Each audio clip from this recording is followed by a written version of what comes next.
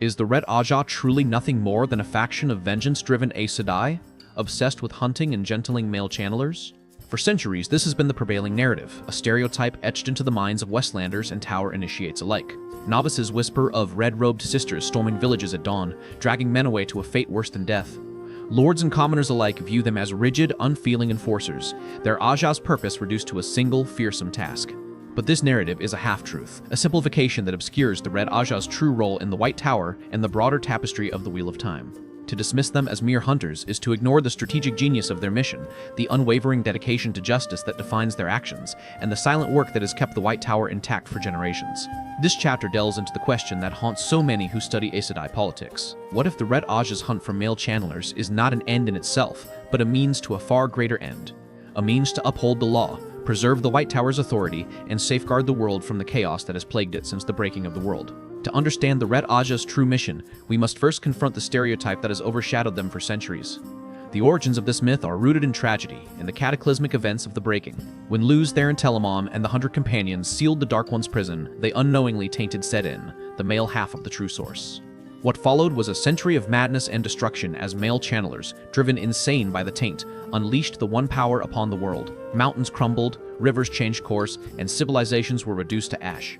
It was the breaking of the world, a disaster that left humanity teetering on the brink of extinction. In the aftermath, the Aes Sedai of the time faced an unthinkable choice. They could allow the madness to continue, or they could take action to stop it. The solution they devised was gentling, the process of severing a male channeler from the true source. It was a cruel necessity, a choice that weighed heavily on the sisters who performed it. But, as the centuries passed, the context of that choice was lost. The Red Ajah, which emerged as the Ajah dedicated to enforcing this duty, became synonymous with the act itself. Their role as protectors against a repeating catastrophe was reduced to that of persecutors. This stereotype was further reinforced by the actions of a few extreme members of the Ajah and by the political machinations of those who sought to weaken the Red's influence. Elaida du Abrini Aroyhan, a former Red Ajah sitter who later became Amirlan Seat, was known for her rigid views and aggressive tactics. Her leadership, which prioritized the hunt for male channelers over other pressing matters, did little to dispel the myth. But Elaida was an outlier, not a representative of the Ajah as a whole. As Swan Sanche, the former Amerlin Seat and Blue Ajah's sister, once noted in her private journals, the Red Ajah is not Elaida any more than the blue is me. To judge an entire Ajah by the actions of one woman is to blind oneself to the truth of their purpose. Swan's words are borne out by the historical record. For every Elaida, there are dozens of Red Ajah sisters who approached their duty with solemnity and compassion, who understood that gentling was a last resort, not a blood sport. The Red Ajah's own records, kept in the restricted section of the White Tower Library, reveal a far more nuanced mission. The Ajah's Charter, written shortly after the formation of the 7 Ajahs, states that their purpose is to uphold the law of the White Tower, to protect the world from the dangers of unregulated channeling, and to ensure the integrity of the Aes Sedai order. The hunt for male channelers is listed as a subset of this mission, not the core. It is a response to a specific threat, one that has roots in the darkest chapter of human history. The Charter goes on to outline the Ajah's responsibilities in maintaining internal discipline, mediating disputes between Ajahs, and gathering intelligence on channelers of all kinds. These duties, though less dramatic than gentling, are the backbone of the Red Ajah's work. They are the reason the White Tower has remained a unified force for thousands of years, even in the face of schisms and external threats. Another key piece of evidence comes from the accounts of former Red Ajah novices and accepted. Many of these women, who later transferred to other Ajahs, speak of the rigorous training they received in tower law, diplomacy, and conflict resolution. One such woman, a Yellow Ajah sister named Morel Berengari, recalled in her memoirs, "The Red Ajah does not just teach you to hunt male channelers. They teach you to think like a guardian, to see the bigger picture, to understand that every action, every decision has consequences for the tower and for the world." Morel's account is consistent with the training manuals used by the Red Ajah, which emphasize strategic thinking over brute force. Novices are taught to gather information, to assess threats, and to consider all possible outcomes before taking action. They are trained in the art of negotiation, in case a male channeler can be reasoned with, and in the ethics of their duty to ensure that gentling is never used arbitrarily. The myth of the Red Ajah as mere hunters is also challenged by the historical context of their work. For most of the Third Age, male channelers were a rare and scattered threat. The taint on Sedin meant that few men survived the madness long enough to pose a widespread danger. This meant that the Red Ajah sisters had ample time to focus on their other duties. They became the White Tower's internal police force, investigating allegations of corruption, enforcing the 3 oaths, and ensuring that no sister strayed from the path of justice. They mediated disputes between Ajahs, using their reputation for impartiality to resolve conflicts that might otherwise have torn the tower apart. They gathered intelligence on channelers across the Westlands, both male and female, to ensure that the tower remained aware of potential threats and allies. These tasks, though less visible than the hunt for male channelers, were crucial to the White Tower's survival. To truly understand the Red Ajah, we must also consider the perspective of the male channelers they pursued. While gentling is undoubtedly a traumatic experience, many of these men recognize the necessity of the Red's actions. Loghain Ablar, the former false dragon who was gentled by the Red Ajah, later acknowledged in an interview with a White Tower scribe, "I was mad. I was a danger to everyone around me. The Red Sisters did what they had to do. They stopped me before I could cause more harm." Loghain's words are not an endorsement of the Red Ajah, but they do provide a counterpoint to the narrative of the Ajah as cruel persecutors. They remind us that the Red's work is rooted in a genuine desire to protect, not to punish. As this chapter draws to a close, it is clear that the Red Ajah's mission is far more complex than the stereotype suggests. They are not mere hunters of male channelers. They are guardians of the law, protectors of the White Tower, and strategic thinkers whose work has shaped the course of the Third Age.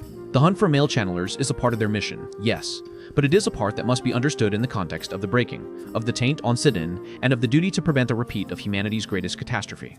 In the chapters to come, we will explore the Red Ajah's role as architects of Aes Sedai justice, as silent enforcers of global influence, and as unsung contributors to the White Tower's unity. We will delve into their history, their methods, and their legacy, drawing on historical records, character accounts, and the wisdom of the White Tower's oldest texts.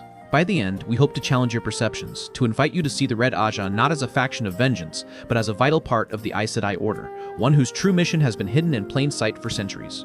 The Red Ajah's reputation as singularly focused on hunting male channelers has obscured a critical truth.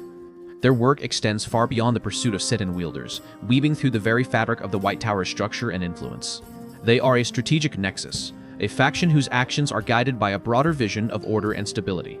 To reduce them to hunters is to miss the intricate web of roles they play in maintaining the tower's power, both within its walls and across the Westlands.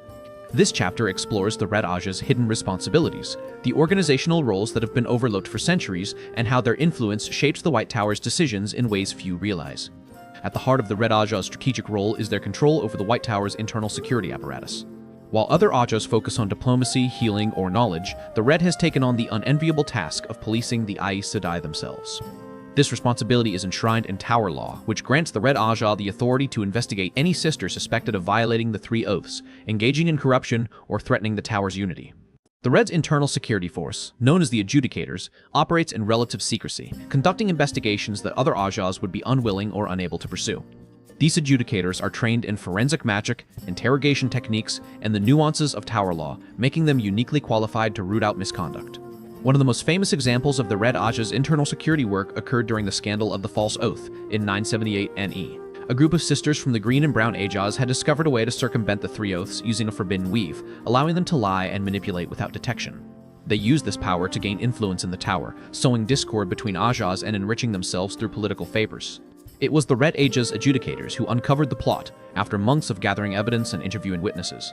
The investigation was meticulous, with Adjudicators using weaves of air to detect falsehoods and weaves of spirit to analyze the sisters' oaths. In the end, the guilty sisters were stripped of their Ajah affiliations and exiled from the White Tower, their powers stilled for their crimes. The Red's handling of the scandal prevented a schism, ensuring that the Three Oaths, the foundation of Aes Sedai credibility, remained intact. The Red Ajah's strategic role also extends to the training of novices and accepted. While all Ajahs participate in the education of new initiates, the Red is responsible for teaching courses on Tower Law, ethics, and conflict resolution. These courses are not optional. Every novice, regardless of their intended Ajah, must pass rigorous exams on the rules and traditions of the White Tower. The Red's instructors emphasize the importance of discipline and accountability, instilling in young initiates a respect for the Tower's authority. This training ensures that all Aes Sedai, regardless of their Ajah, share a common understanding of their responsibilities. It fosters a sense of unity that transcends factional loyalties. As Morvrin Thark, a Brown Ajah sister and former student of Red Ajah instructors, noted, the Red's teachings are not about indoctrination. They are about preparing us to be Aes Sedai, to uphold the Tower's values no matter which Ajah we join. Another key aspect of the Red Ajah's strategic role is their oversight of foreign channelers. While the White Tower claims authority over all channelers in the Westlands, enforcing that authority is a complex task. The Red Ajah's External Monitoring Division tracks channelers who live outside the Tower's jurisdiction, gathering information on their activities and ensuring they do not pose a threat to the public. This division maintains a network of informants across every kingdom, from the Borderlands to the Isle Waste. These informants report on rogue channelers, potential initiates, and any unusual use of the One Power. The Red uses this information to make decisions about when to intervene. Sometimes, this means sending sisters to recruit a talented novice.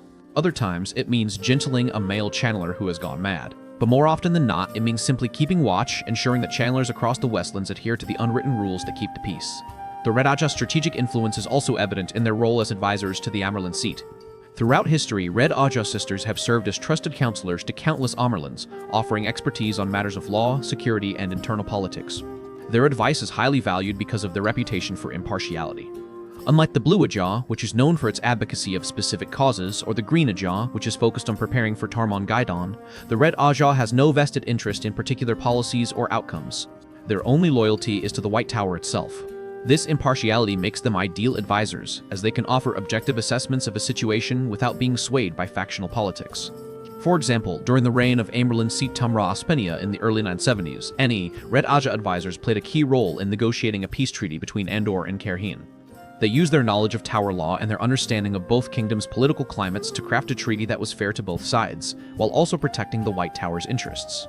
The treaty ended a decade-long conflict that had threatened to destabilize the entire Westlands, and it stands as a testament to the Red's strategic acumen. The Red Ajah's strategic nexus also includes their role in preserving the White Tower's archives. While the Brown Ajah is responsible for collecting knowledge, the Red is tasked with protecting the Tower's most sensitive documents. These documents include records of gentlings, investigations into corruption, and secret treaties with foreign governments. The Red's archive guardians are trained in powerful wards and defensive weaves, ensuring that these documents never fall into the wrong hands. They also review the archives regularly, removing or redacting information that could threaten the Tower's security. This work is crucial because it allows the White Tower to learn from its past mistakes, while also protecting its secrets from enemies both internal and external. Perhaps the most overlooked aspect of the Red Ajah's strategic role is their work in mediating conflicts between channelers and non-channelers. Throughout the Third Age, tensions between Aes Sedai and the common people have flared up from time to time. Non-channelers often fear the One Power, and Aes Sedai can sometimes be dismissive of the concerns of those without the ability to channel. The Red Ajah's Mediator Corps acts as a bridge between these two groups, resolving disputes and fostering understanding. Mediators are trained in both diplomacy and empathy, allowing them to see both sides of a conflict. They have resolved disputes over everything from the use of the One Power in farming to the treatment of Aes Sedai guests in noble households. In one notable case, a Red Ajah mediator helped resolve a riot in Berlon after a group of villagers accused an Aes Sedai of using the One Power to steal their crops. The mediator investigated the allegations, discovered that the crops had been destroyed by blight, and worked with the Aes Sedai to provide healing and supplies to the villagers. The conflict was resolved without violence, and the villagers' trust in the White Tower was restored. As this chapter demonstrates, the Red Ajah's mission is far more expansive than hunting male channelers. They are a strategic nexus, with fingers in every aspect of the White Tower's operations. They police the Aes Sedai, train the next generation of sisters, monitor channelers across the Westlands, advise the Amarlin seat, protect the Tower's archives, and mediate conflicts between channelers and non-channelers. These roles are not glamorous, and they rarely receive attention from the outside world. But they are essential to the White Tower's survival. They ensure that the Tower remains a unified, credible force for order and stability in the Westlands. In the chapters to come, we will explore how the Red Ajah's dedication to justice shapes their actions, how their intelligence networks extend the Tower's global influence, and how their commitment to rules fosters unity among the Ajahs. We will draw on more historical examples, character accounts, and Tower records to paint a complete picture of the Red Ajah's strategic importance. By the end, it will be clear that the Red Ajah is not just a faction of hunters. They are the backbone of the White Tower, a strategic force whose influence has shaped the course of the Third Age in ways few have ever realized. The White Tower's authority rests not on the One Power alone, but on the bedrock of justice it has enforced for millennia. And at the center of that justice system stands the Red Ajah. For centuries, the Red has been the architects of Aes Sedai justice, crafting and upholding the laws that govern the Order and ensuring that every sister, regardless of Aya or status, is held accountable. Their dedication to law and order is not a secondary trait. It is the core of their identity, a guiding principle that shapes every decision they make. This chapter explores the Red Ajah's role in maintaining Aes Sedai justice, their work in enforcing internal discipline, and how their unwavering commitment to principle has kept the White Tower stable through centuries of turmoil. To understand the Red Ajah's role as architects of justice, we must first examine the structure of Aes Sedai law. Tower law, the body of rules that governs the White Tower and all Aes Sedai, is a complex system that has evolved over thousands of years. It includes everything from the 3 oaths, which all sisters must swear, to detailed regulations on Ajah relations, diplomatic conduct, and the use of the One Power. While the Tower's Hall of the Sitters has the authority to create and amend laws, it is the Red Ajah that is responsible for interpreting and enforcing them. The Red's Council of Jurists, a group of senior sisters with expertise in Tower law, provides official interpretations of the law when disputes arise. These interpretations are binding on all Ajahs, ensuring consistency in how the law is applied. The Red Ajah's role in crafting Tower law is also significant. Throughout history, Red Ajah sitters have played a key role in drafting new laws and amending old ones. They are known for their meticulous attention to detail and their focus on practicality. Unlike some Ajahs, which prioritize idealism or specific causes, the Red approaches lawmaking with a clear-eyed view of what is necessary to maintain order. For example, in 822 NE, the Red Ajah proposed and successfully passed a law that established strict guidelines for the treatment of novices and accepted. The law, which was drafted in response to reports of abuse by some senior sisters, outlined the rights of initiates, set limits on punishment, and created a formal process for reporting misconduct. The law was controversial at the time, with some Ajahs arguing that it infringed on their autonomy. But the Red persisted, arguing that the law was necessary to protect the Tower's most vulnerable members and to uphold the Aes Sedai's reputation for justice. Today, the law is widely regarded as one of the most important pieces of Tower law, and it has been credited with reducing abuse and improving the training experience for initiates. The Red Ajah's commitment to internal discipline is perhaps their most visible contribution to Aes Sedai justice. The Ajah's disciplinary tribunal, which consists of 3 senior Red sisters and 2 sisters from other Ajahs, is responsible for hearing cases of misconduct by Aes Sedai. The tribunal has the authority to issue a range of punishments, from reprimands and fines to expulsion from the Ajah or even stilling. The tribunal's proceedings are conducted with strict adherence to due process. The accused sister is given the right to defend herself, to call witnesses, and to present evidence. The tribunal's decisions are based solely on the facts of the case and the letter of Tower law. This commitment to due process ensures that no sister is punished unfairly, and it has earned the tribunal a reputation for impartiality. One of the most famous cases heard by the disciplinary tribunal occurred in 943 NE, when a Green Ajah sister named Bara Harkin was accused of using the One Power to kill a nobleman in Kerhien. Bara claimed that she had acted in self-defense, but the evidence against her was compelling. The Red Ajah's tribunal conducted a thorough investigation, interviewing witnesses, examining the crime scene, and reviewing Bara's testimony. After weeks of deliberation, the tribunal found Bara guilty of violating the first oath, which forbids Aes Sedai from using the One Power as a weapon except in self-defense or to protect others. The tribunal sentenced Bara to stilling, a punishment that was widely criticized by the Green Ajah. But the Red stood by their decision, arguing that Bara's actions had violated the most sacred of Aes Sedai oaths and that justice demanded accountability. The case set a precedent for how the first oath is interpreted, and it reinforced the Red Ajah's reputation as unwavering enforcers of the law. The Red Ajah's work in rooting out corruption is another critical aspect of their role as architects of justice. Corruption, whether in the form of bribery, nepotism, or abuse of power, is a threat to the White Tower's integrity. The Red's Anti-Corruption Task Force, a specialized unit within the Ajah, is dedicated to identifying and eliminating corruption wherever it occurs. The task force operates independently of other Ajahs, allowing it to investigate even the most powerful sisters without fear of interference. Its methods are varied, from undercover investigations to financial audits to the use of truth-telling weaves. The task force has uncovered corruption in every Ajah, from minor infractions like accepting gifts from nobles to major scandals like embezzlement of tower funds. In 995 NE, the Anti-Corruption Task Force uncovered a major scandal involving several sitters from the Yellow and Grey Ajahs. The sitters had been accepting bribes from the King of Ilion in exchange for using their influence to secure favorable trade deals for Ilion. The bribes included gold, land, and even slaves. The task force's investigation was meticulous, spanning 6 months and involving dozens of agents. The evidence they gathered was overwhelming, and the sitters were brought before the disciplinary tribunal. The tribunal found them guilty of corruption and expelled them from the White Tower. The scandal sent shockwaves to the tower, but it also demonstrated the Red Ajah's commitment to rooting out corruption, regardless of the status of the offenders. As one Red Ajah sister involved in the investigation noted, "Corruption is a cancer. It spreads if it is not cut out. Our duty is to protect the tower from that cancer, no matter who is infected." The Red Ajah's dedication to justice also extends to their treatment of male channelers. While gentling is a harsh punishment, the Red Ajah has established strict protocols to ensure that it is only used when necessary. Male channelers are given a hearing before a panel of Red Ajah sisters, where they have the opportunity to defend themselves. The panel considers factors like whether the channeler is mad, whether they have harmed others, and whether there is any other way to neutralize the threat. In cases where a male channeler is deemed non-threatening, the Red may choose to monitor them instead of gentling them. This approach is not widely known, but it is supported by the Red Ajah's internal records. For example, in 987 NE, a male channeler named Jaren was discovered living in a remote village in Andor. Jaren was not mad, and he had used his powers only to heal the sick and injured. The Red Ajah panel assigned to his case chose to monitor him rather than gentle him. They visited him regularly, ensuring that he did not abuse his powers, and provided him with guidance on how to control Set-in.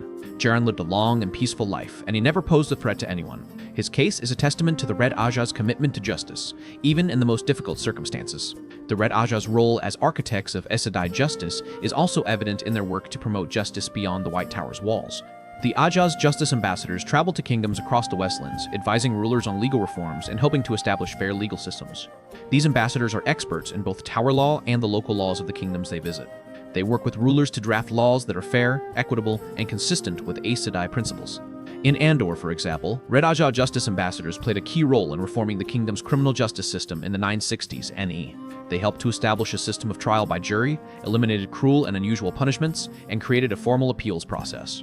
The reforms were widely praised, and they helped to reduce crime and improve public trust in the legal system. As this chapter has shown, the Red Ajah is far more than enforcers of a single law. They are the architects of Aes Sedai justice, crafting and interpreting the laws that govern the White Tower, enforcing internal discipline, rooting out corruption, and promoting justice across the Westlands. Their dedication to law and order is unwavering, and it has kept the White Tower stable through centuries of turmoil. They are not popular for their work. Enforcing justice often means making difficult decisions, and difficult decisions often earn resentment. But the Red Ajah does not seek popularity. They seek justice. And in doing so, they uphold the White Tower's authority and ensure that the Aes Sedai remain a force for good in the world. In the chapters to come, we will explore how the Red Ajah's intelligence networks extend the White Tower's global influence, how their commitment to rules fosters unity among the Ajahs, and how their legacy challenges our perceptions of their mission. We will continue to draw on historical records, character accounts, and tower law to paint a complete picture of the Red Ajah's role as architects of justice. The White Tower's influence spans the Westlands, shaping kingdoms, resolving conflicts, and guiding the course of history.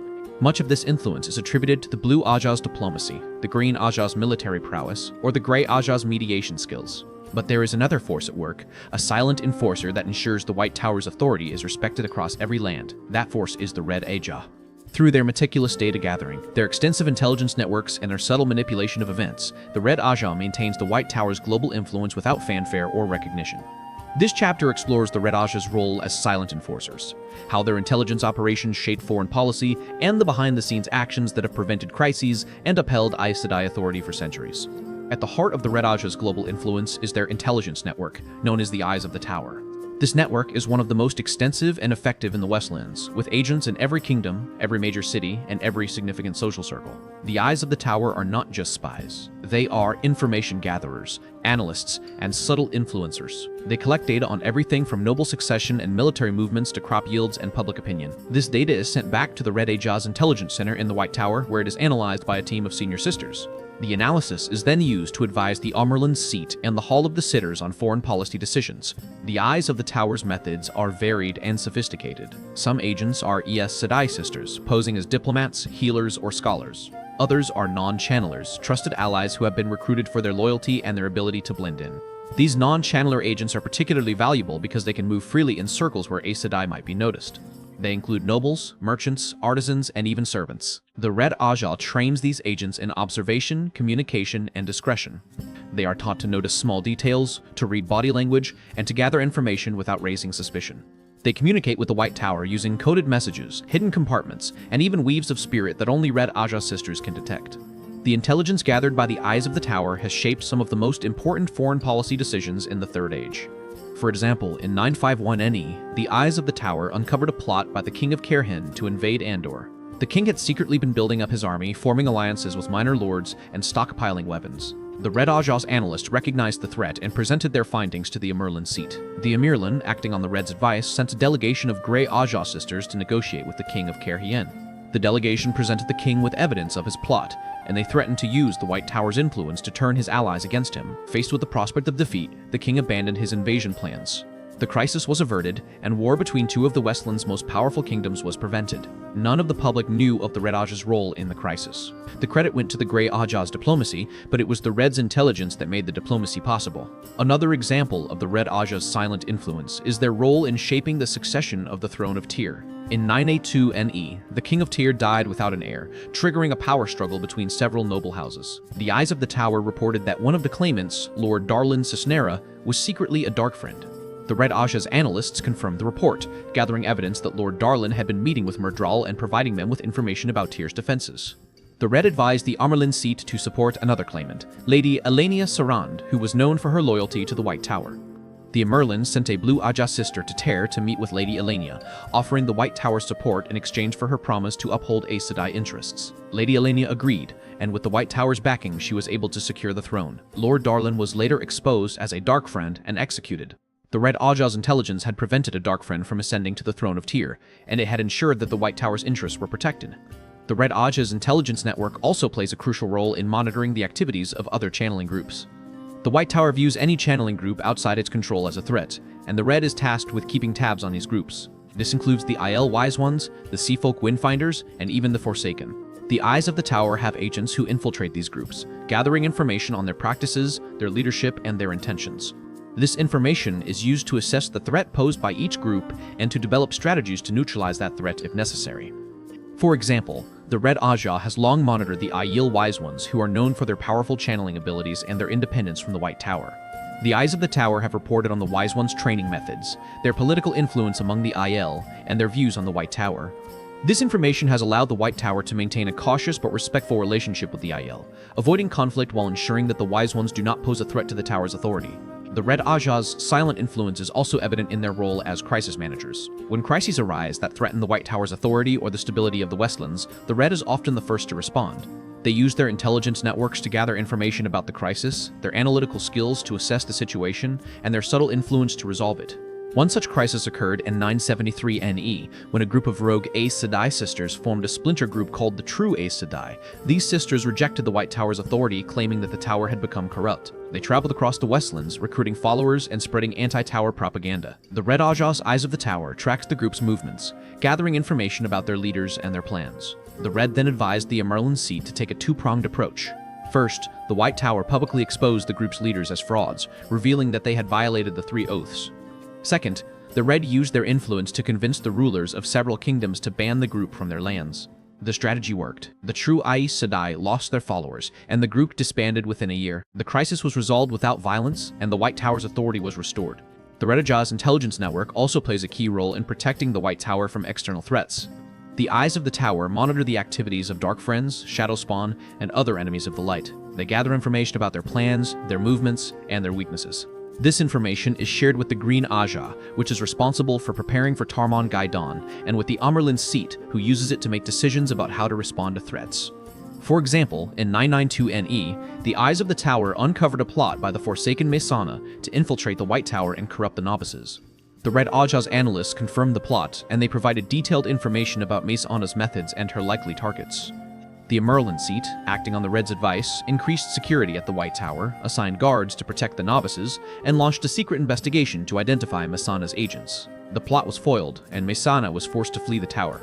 The Red Ajah's intelligence had saved the White Tower from a major threat, and it had prevented the corruption of a new generation of Aes Sedai. The Red Ajah's role as silent enforcers is not without controversy. Some critics argue that the Eyes of the Tower are an invasion of privacy, and that the Red's manipulation of events undermines the sovereignty of kingdoms.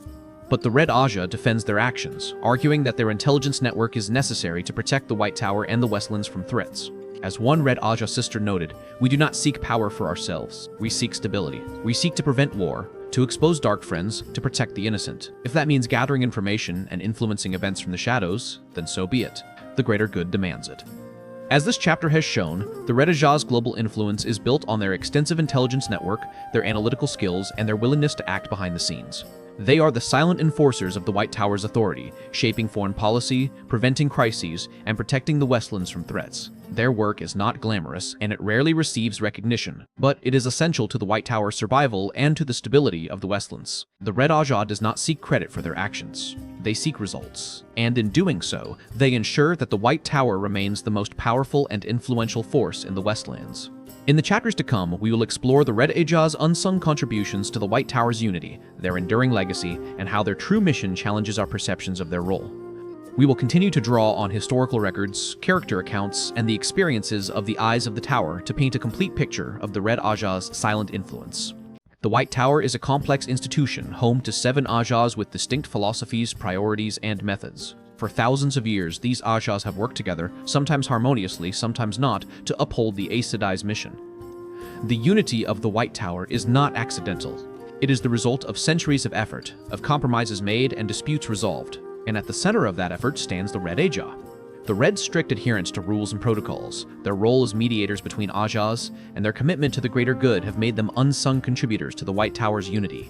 This chapter explores how the Red Ajah fosters cohesion among the Ajahs, how they resolve conflicts that threaten to divide the Tower, and how their selfless dedication to the White Tower's mission transcends their own Ajah's mandates.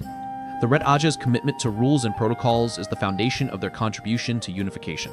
Tower law is the common language of the White Tower, a set of rules that all Ajahs must follow. The Red Ajah's unwavering adherence to these rules sets an example for other Ajahs, demonstrating that no faction is above the law. This example fosters a sense of shared purpose, reminding all sisters that they are part of a single order, not just separate Ajahs. The Red's strict compliance with Tower law also provides a framework for resolving disputes. When Ajahs disagree, the Red can always point to the letter of the law, providing an objective standard that all sides can respect. This reduces the likelihood of conflicts escalating into schisms, as disputes are resolved based on rules rather than emotions or factional loyalty. One example of the Red's commitment to rules fostering unity occurred in 936 NE, when a dispute erupted between the Yellow and Brown Ajahs over the allocation of resources in the White Tower Library. The Yellow Ajah wanted more space for their medical texts, while the Brown Ajah argued that the existing allocation was fair. The dispute grew heated, with sitters from both Ajahs exchanging insults and threatening to withhold cooperation on other projects.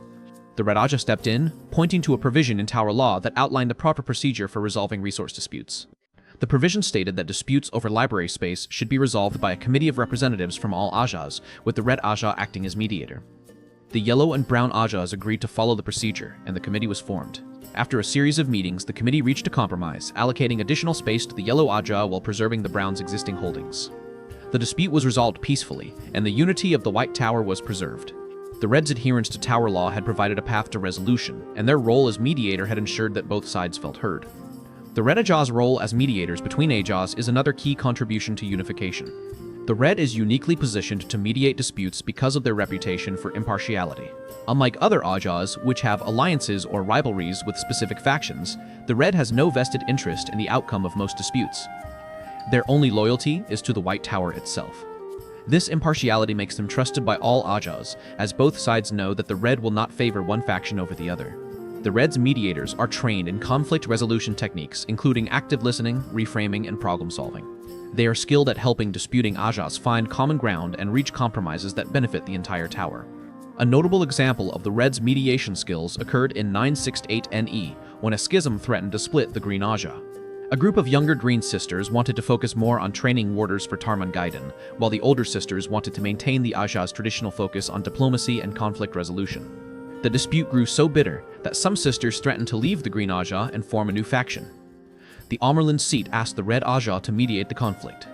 The Red's mediators met with representatives from both sides, listening to their concerns and helping them to understand each other's perspectives. The mediators reframed the dispute, pointing out that both groups shared the same goal, to prepare for Tarman Gaiden. They helped the Green Ajah develop a compromise, where the younger sisters would focus on warder training while the older sisters would continue to handle diplomacy. The compromise was accepted and the schism was averted.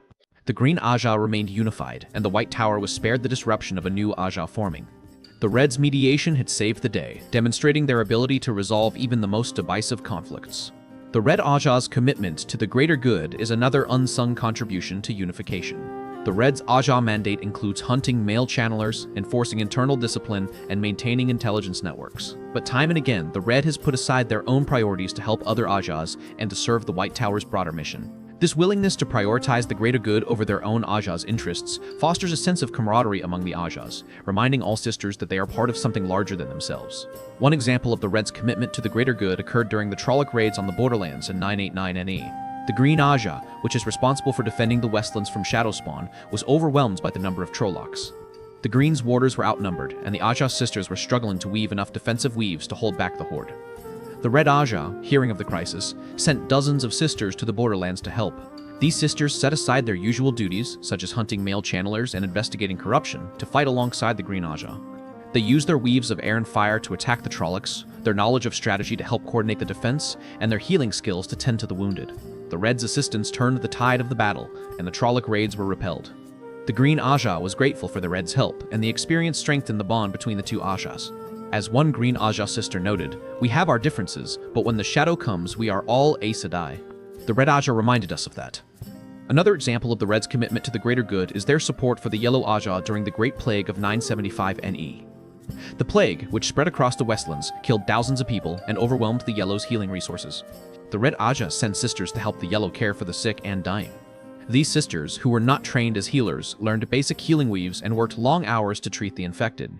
They also used their intelligence networks to gather information about the plague's spread, helping the Yellow to identify hotspots and allocate resources more effectively. The Red support helped the Yellow to contain the plague, saving countless lives. The experience fostered a sense of gratitude and cooperation between the two Ajahs, which continues to this day.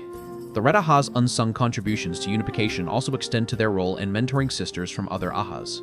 Many Red Ajah sisters serve as mentors to novices and accepted from other Ajahs, sharing their knowledge of tower law, conflict resolution, and strategic thinking. These mentorships help to break down barriers between Ajahs, fostering personal relationships that transcend factional loyalties. Novices and accepted who are mentored by Red Ajah sisters often develop a greater appreciation for the Red's mission, and they are more likely to work cooperatively with Red sisters later in their careers. One such mentorship occurred between a Red Ajah sister named Sain Haramon and a novice from the Grey Ajah named Pevara Tazanovni. Sain, a senior Red sister with expertise in tower law, mentored Pevara during her time as an accepted. Sain taught Pevara about the importance of impartiality, the nuances of conflict resolution, and the need to uphold the law even when it is difficult. Pevara went on to become a sitter for the Grey Ajah, and she maintained a close relationship with Sain throughout her career. When a dispute arose between the Grey and Red Ajahs over a diplomatic mission to Kerhian, Pevara was able to use the skills she had learned from Sain to resolve the conflict peacefully. The mentorship had not only helped Pevara grow as an Aes Sedai, but had also fostered cooperation between the Grey and Red Ajahs. As this chapter has demonstrated, the Red Ajah's contributions to the White Tower's unity are numerous and significant. Their adherence to rules and protocols provides a framework for resolving disputes. Their role as impartial mediators helps to prevent conflicts from escalating into schisms. Their commitment to the greater good fosters camaraderie among the Ajahs, and their mentorship of sisters from other Ajahs breaks down barriers and builds personal relationships. These contributions are often overlooked, overshadowed by the Red's reputation as male channeler hunters. But without the Red Ajah's efforts, the White Tower would likely have fragmented into warring factions long ago. The Red's unsung work has kept the Tower unified, ensuring that it remains a powerful and effective force for good in the world. In the final chapter, we will explore the Red Ajah's enduring legacy, challenging viewers to reconsider their perceptions of the Ajah and inviting them to engage in a deeper discussion about the complexities of their mission. For centuries, the Red Ajah has been defined by a single narrative. They are the hunters of male channelers, the rigid enforcers of the White Tower's rules, the faction that inspires fear rather than admiration. But this narrative is incomplete. It is a caricature, drawn from partial truths and misunderstandings. The Red Ajah's true legacy is far more complex, far more nuanced, and far more vital to the White Tower and the Westlands than most people realize. This chapter challenges us to reconsider our perceptions of the Red Ajah, summarizes their strategic roles in upholding the White Tower's power and stability, and invites us to engage in a deeper discussion about the complexities of their mission. To reassess the Red Ajah's legacy, we must first set aside the stereotype that has dominated our understanding of them. The Red Ajah is not a faction of vengeance-driven hunters. They are guardians of justice, silent enforcers of global influence, and unsung contributors to the White Tower's unity. They are strategic thinkers whose work has shaped the course of the Third Age, often without recognition. Their legacy is not one of cruelty or rigidity. It is one of duty, of sacrifice, and of unwavering commitment to the greater good. The Red Ajah's legacy as guardians of justice is perhaps their most enduring contribution. For millennia, they have enforced tower law, held Aes Sedai accountable for their actions, and rooted out corruption. They have ensured that the White Tower remains a credible force for good, that the Three Oaths are not just words but principles that guide every sister's actions. Their work has prevented the White Tower from becoming a corrupt institution, from using its power for personal gain or factional advantage. The Red's commitment to justice has also extended beyond the White Tower's walls, as they have advised rulers on legal reforms and helped to establish fair legal systems across the Westlands. Their legacy in this area is one of integrity, of ensuring that power is used responsibly and that justice is accessible to all.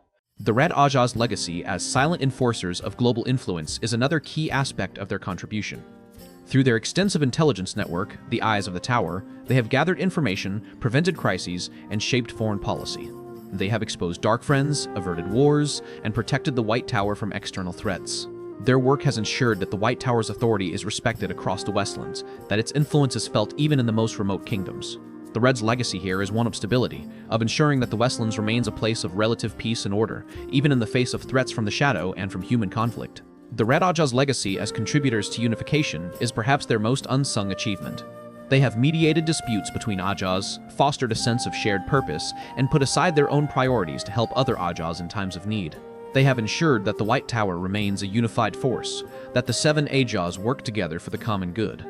Their legacy here is one of cohesion, of ensuring that the White Tower does not fragment into warring factions, that its strength lies in its unity rather than its division. To truly appreciate the Red Ajah's legacy, we must also recognize the sacrifices they have made. The Red's work is often thankless. They are criticized for their rigidity, feared for their role in gentling male channelers, and overlooked for their contributions to justice, influence, and unity. Many Red Ajah sisters have spent their lives working in the shadows, gathering intelligence, resolving disputes, and enforcing the law without ever receiving recognition for their efforts. They have faced criticism from other Ajahs, from nobles, and from the common people. But they have persisted, driven by their sense of duty to the White Tower and to the world. One such sister is Elaida do Avrini Arroyhan, whose legacy has been overshadowed by her later mistakes. Elaida was a dedicated Red Ajah sister for most of her career, serving as a sitter, a member of the disciplinary tribunal, and a mentor to countless novices. She was a fierce advocate for justice, rooting out corruption and enforcing tower law with unwavering dedication. It was only later, when she became Amarlin's seat, that her judgment was clouded by power and paranoia. But even in her decline, her early contributions to the Red Ajah and the White Tower should not be forgotten. Elaida's legacy is a reminder that the Red Ajah is made up of individuals, each with their own strengths and weaknesses. It is a reminder that we should not judge an entire Ajah by the actions of one sister. Another example of the Red Ajah's sacrifice is the work of the Adjudicators, the Red's internal security force. These sisters risk their lives to investigate corruption and misconduct within the White Tower. They face threats from powerful sisters who will stop at nothing to protect their secrets. They are often ostracized by other sisters who view them as spies or troublemakers. But they continue their work knowing that it is necessary to protect the White Tower's integrity. Their legacy is one of courage, of standing up for what is right even when it is dangerous. The Red Ajah's legacy also challenges us to think differently about the nature of power and authority. The White Tower's power is often associated with the One Power, with the ability to weave fire and air, to heal the sick and raise the dead. But the Red Ajah's legacy shows us that true power lies in justice, in stability, and in unity. It lies in the ability to enforce the law fairly, to resolve conflicts peacefully, and to foster a sense of shared purpose. The Red's work is a reminder that power without justice is tyranny, that authority without accountability is corruption, and that unity without compromise is impossible. As we reassess the Red Ajah's legacy, we must also engage in a deeper discussion about the complexities of their mission. The Red's role in gentling male channelers is a difficult and controversial aspect of their work. It is a necessary evil, a response to the trauma of the breaking and the threat of male channelers going mad. But it is also a cruel punishment, one that robs men of their connection to the true source and often leads to their death. We must ask ourselves, is there a better way to handle the threat of male channelers? Can the White Tower find a way to protect the world without resorting to gentling? These are difficult questions, and there are no easy answers. But the Red Ajah's legacy challenges us to ask them, to think critically about the trade-offs between justice and mercy, between protection and freedom. The Red Ajah's legacy also invites us to think about the role of rules and protocols in maintaining order. The Red's strict adherence to tower law is often criticized as rigidity, but it is also what has kept the White Tower stable for millennia. Rules provide a framework for behavior, a standard against which we can measure our actions. They ensure that power is not abused, that decisions are not made arbitrarily. But rules can also be inflexible, can fail to account for the complexities of human behavior. We must ask ourselves, how can we balance the need for rules with the need for compassion and flexibility? How can we ensure that rules serve the greater good rather than becoming obstacles to it? Again, these are difficult questions, but they are essential to understanding the Red Ajah's legacy and the nature of justice itself. In the end, the Red Ajah's enduring legacy is one of complexity. They are not heroes or villains. They are human beings, bound by duty and driven by purpose. Their work is not perfect, and they have made mistakes. But their contributions to the White Tower and the Westlands are undeniable. They have protected the world from the threat of male channelers, enforced justice, maintained stability, and fostered unity. They have shaped the course of the Third Age in ways few have ever realized. Their legacy challenges us to look beyond stereotypes, to see the complexity in every individual and every institution. It challenges us to think critically about justice, power, and unity. And it challenges us to engage in a deeper discussion about what it means to be an Aes Sedai, what it means to uphold the light in a world filled with darkness. As we conclude this exploration of the Red Ajah's true mission, we invite you to share your thoughts. Have your perceptions of the Red Ajah changed? What do you see as their greatest contribution? How do you balance the need for justice with the need for mercy? The Red Ajah's legacy is not just a part of the White Tower's history. It is a part of the ongoing story of the Wheel of Time, a story that we all have a role in shaping. And it is a reminder that even the most misunderstood factions can have a profound and positive impact on the world.